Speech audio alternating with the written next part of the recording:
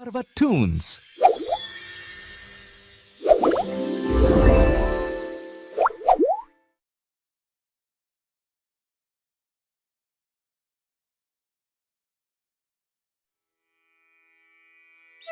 आज हम बात करेंगे कोलकाता के एक छोटे से गांव अतरंगीपुर गांव की। अभी नवरात्रि की तैयारी चल रही थी, बच्चे खेल रहे थे, हर जगह सिर्फ नवरात्रि की ही बात चल रही थी।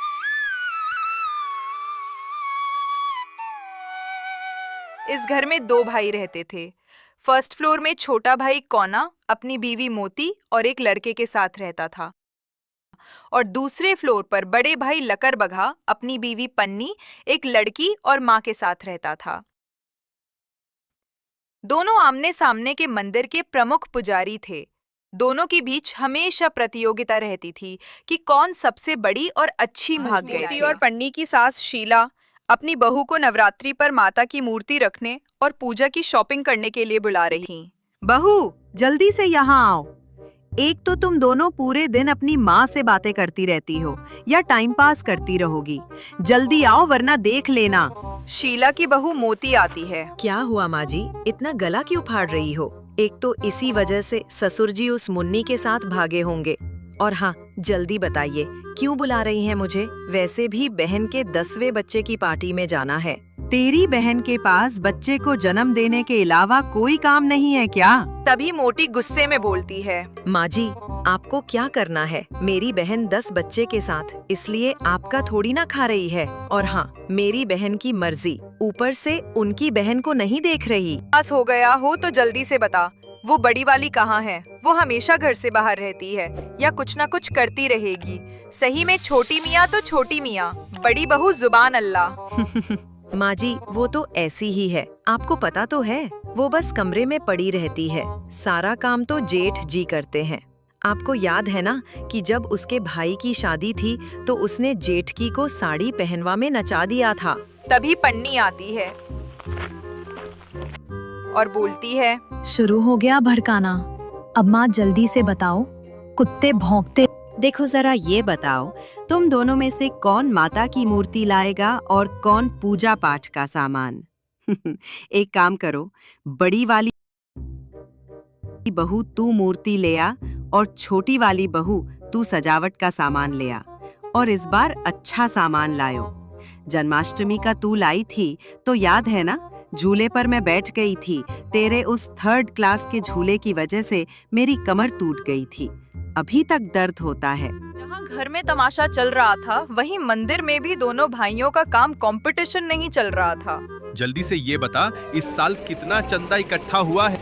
जल्दी से सबकी तैयारी करवा। हमें ढोंगी से ज्यादा अच्छा मंदिर सजाना चाहिए और बड़ी मूर्ति आनी चाहिए। साला उसको ढोंगी बोल रहा है, खुद तो इतना बड़ा चालू चांद है। दोनों भाई एक थाली के चट्टे बट्टे हैं। कमीना, एक तो खुद लोगों को हर रोज शाम को भगवान के नाम पर लुकता रहेगा। हर रोज बड़ा भाई लकरबगा अपना दरबार लगाता था। एक नंबर का ढोंगी था। हर शाम को कोई ना कोई ड्रामा करता था। जय हो महाकाली, वार न जाए खाली।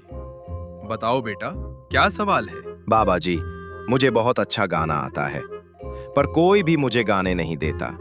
और जब भी मैं गाना गाता हूँ तो लोग मुझे पीटने लगते हैं। बेटा, मुझे जरा ये बताओ, तुम्हारे गुरु कौन है? कहीं ना कहीं से तो सीखा होगा। हाँ बाबा जी, मेरे गुरु जियान गोदा है। जापान के बहुत बड़े वाले हैं वो गायक।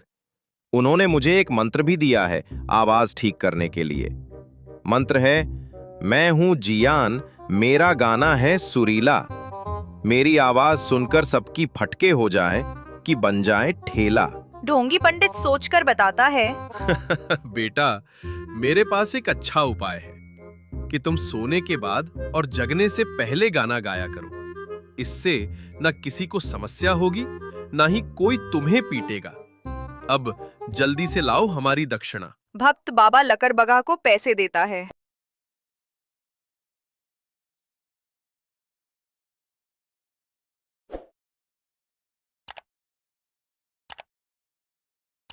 रात को लकड़बगा रास्ते से जा रहा था। ये रास्ता जंगल से होकर जाता था, और जब वो जा रहा था तो उसने एक चमकती हुई मूर्ति देखी। ये क्या चीज है बे? ये मूर्ति देखने में तो बड़ी अच्छी लग रही है, महंगी भी होगी।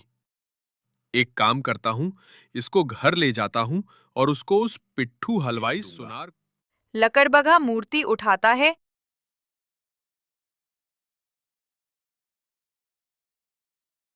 और उसको अपने सिर पर रखकर जंगल से घर ले जाता है। लकड़बग्घा बड़ी खुशी से आ रहा है, अपने सिर पर मूर्ति रखकर, और अपनी बीवी को बोलता है, देखो मैं कितनी अच्छी मूर्ति लाया। तुम्हें काम मिला है ना मूर्ति का? इसको लगाएंगे घर के बाहर, सब देखते रह जाएंगे। लकड़बग्घा की बीवी खुश होकर कहती है, आइडिया तो तुम्हारा अच्छा है। ठीक है, कल उसको बता दूंगी कि मैं क्या चीज हूँ। वो छोटी है, हर काम में छोटी ही रहेगी।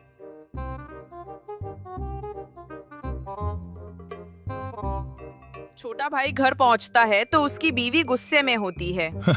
क्या हुआ? क्यों इतनी परेशान हो रही हो? आज बहुत लोगों को चुना लगाया है, आज बहुत कमाई हुई। छोटा भाई पैसा अपनी बीवी को देता है। एक तो तुम्हारे भाई की बीवी, वो कुतिया, ने मुझे परेशान कर रखा है। बड़ी आई जेठानी बोलती है वो मूर्ति लाएगी और ऊपर से मुझे कुतिया कहती है। उसको छोड़ूंगी नहीं। सजावट का काम तो मेरा है, वो तो अच्छा करूंगी, पर उसको दिखला दूंगी कि मैं क्या चीज हूँ। एक काम करो, भाभी को जमाल घोटा पिला दो, पूरे दिन हगती रहेगी, सांप भी मर जाएगा और लाठी भी नहीं अगले दिन टूटेगी। मोती पूजा की तैयारी करने के बाद थोड़ी देर के लिए आराम करने के लिए बैठती है। तभी मोती की देवरानी आती है और बोलती है, जेठानी जी, कैसी हैं आप? तो भूल गईं क्या? इतनी व्यस्त होंगी पूजा की तैयारी के लिए, जरा हमें बताएं।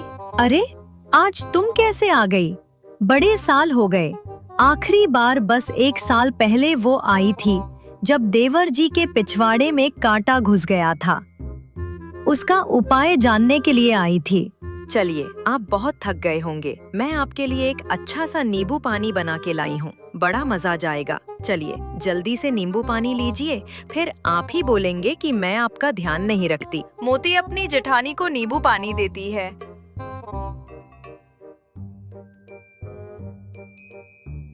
और पीने के बाद उसके पेट में कुछ गुड़गुड़ होती है और वो बोलती है, अरे, तुमने कैसे नींबू पानी दे दिया? मेरे पेट में क्या हो रहा है? तुझे मैं छोड़ूंगी नहीं। बाथरूम की तरफ भागती है और अजीब अजीब आवाज निकलती है।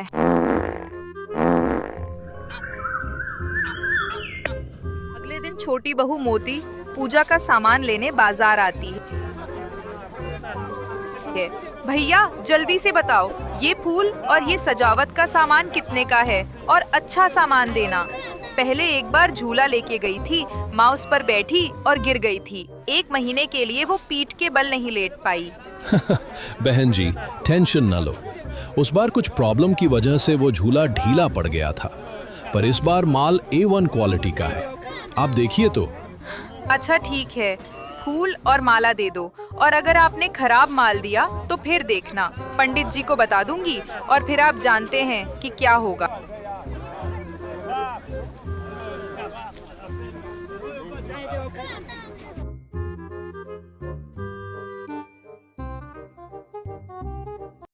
पूजा शुरू होने जा रही थी जब सास बोलती है कि, बहू, जरा ये बता, वो बहू कैसी है? कहाँ गई? वही मूर्ति लाई और वो गायब हो गई। पर हाँ, आप सजावट तो अच्छी करी है और मजबूत तो है ना, फिर कुछ टूट ना जाए। फिर मोती अपनी सास शीला को बताती है, माँ जी, पन्नी भाभी तो बाथरूम में घुसी हुई है, पता नहीं वो बाहर क्या खाती रहती है। आप तो जानती है उनको खाने का कितना शौक है। ऊपर से आपको याद है ना, जब उनकी शादी की सालगिरह थी तो उन्होंने केक और सारा खाना उसे ही खा लिया। फिर आप जानते हैं, सारे मेहमान को कुत्ते का खाना खिला दिया।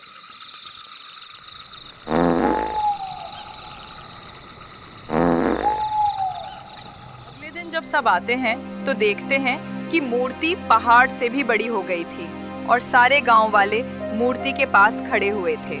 ये क्या भाई, मूर्ति इतनी बड़ी कैसे हो गई? कोई जादू है या कोई टोटका? कैसे पता चलेगा? अब तो बड़े पंडित जी ही बताएंगे।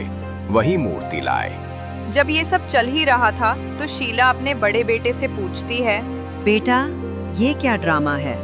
तूने कैसी मूर्ति लाई है? कहाँ से लाया है मूर्ति? जल्दी से बता, वरना तुझे गधे पे बिठा के पूरे गांव में घुमाऊंगी। मुझे माफ कर दो, ये मूर्ति किसी रास्ते से लाया था। मुझे क्या पता था कि ये ड्रामा हो जाएगा। तभी गांव वाले गुस्से से बोलते हैं, पंडित जी, हम आपकी बहुत इज्जत करते हैं, पर याद रख लेना, अगर मूर्ति का साइज सामान्य नहीं हुआ तो तुम्हें गांव छोड़कर जाना पड़ेगा, वरना देख लेना। पंडित जी, और हाँ छोटे पंडित, तुम भी इसके साथ। जंगल में भटक रहे थे तो छोटा भाई कौना अपने भाई से कहता है, तुमने सही नौटंकी कर दी, अब क्या करेंगे? नहीं, तुम्हें तो बड़ा मजा आया होगा, ढोंगी पंडित, और ऊपर से मुझे भी फंसा दिया। चलो अब चुप रह, तू कौन सा सच्चा पंडित है? तू तो मुझसे भी बड़ा वाला है साले।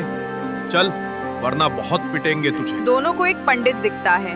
शक्ल से जवान लग रहा था और जवान चेहरा, ढेर सारे कपड़े पहन रखे थे। जरा ये बताओ अब क्या करें? दोनों बाबा जी से हाथ जोड़कर बोलते हैं, बाबा जी प्रणाम। आप तो हमें जानते ही होंगे कि क्या ड्रामा हुआ है। हर जगह इसी की बात चल रही है। मैं सब जानता हूँ और मुझे पता है कि मूर्ति कैसी है, इतनी खराब है। अब मैं जैसा बोलूं वैसे करना, वरना पूरा गांव काली माँ की मूर्ति के नीचे दब जाएगा। चलो अब मैं बताता हूँ। तुम लोग 100 किलोमीटर दूर एक पहाड़ में जाओ, वहां एक साधु मिलेगा। वो तुम्हें बताएगा कि माँ को कैसे शांत करना है। दोनों भाई कई किलोमीटर चलते हैं और चलते ही रहते हैं। फिर उनको एक साधु मिलता है जो माता की मूर्ति के पास खड़ा हुआ था। माहौल बड़ा खतरनाक सा लग रहा था। आरती कर रहा था। जब संत उन्हें देखता है तो उनसे एक सवाल पूछता है, तुम यहाँ क्यों आए हो? तुम्हें मुझसे क्या काम? और तुम्हें मेरे बारे में किसने बताया? साधु महाराज, मुझे एक मूर्ति मिली थी रास्ते पर। वो मूर्ति मैंने अपने घर के बाहर पंडाल में लगा दी। अब वो मूर्ति बढ़ती ही जा रही है। ऐसे तो पूरा गांव माता की मूर्ति के नीचे दब जाएगा। आप बताएं क्या करें? साधु दोनों को एक उपाय बताता है। तुम दोनों में से एक को बिना कपड़ों के और एक को साड़ी पहनकर पूंछ लगाकर बंदरिया वाला डांस करना पड़ेगा। यही तुम्हारी सजा है। अगर तुमने ऐसा नहीं किया फिर तुम ही जानो। अब यहां से निकल लो, वरना तशरीफ में लात मार के निकालेंगे पता नहीं कहां कहां से। तुम लोग तोता पाल ले।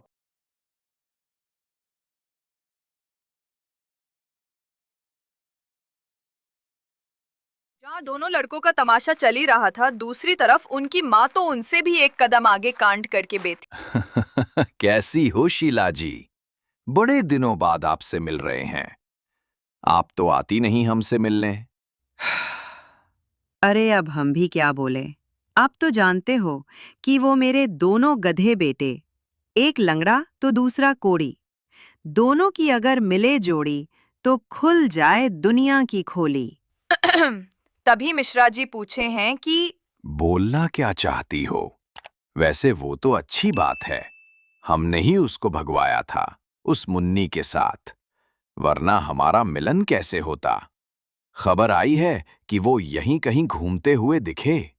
कुछ तो करना होगा, वरना पता चले हमारी सारी पोल पट्टी ना खुल जाए। तुम टेंशन ना लो, मैं कुछ करता हूं। दोनों एक पेड़ के नीचे बैठकर बात कर रहे हैं। अब क्या करें?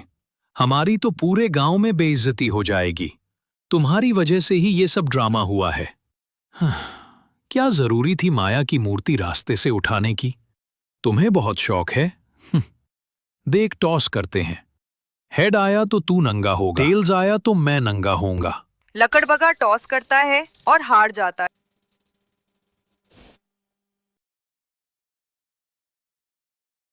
अरे भगवान, तुमने क्या कर दिया? अब तो मुझे नंगा होकर नचना पड़ेगा। चल अब घर। जब जिंदगी झंड है तो काहे का घमंड है।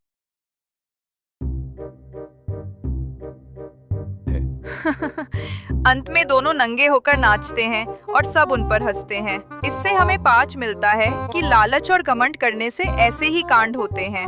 अगर वीडियो पसंद आए तो लाइक और सब्सक्राइब करें।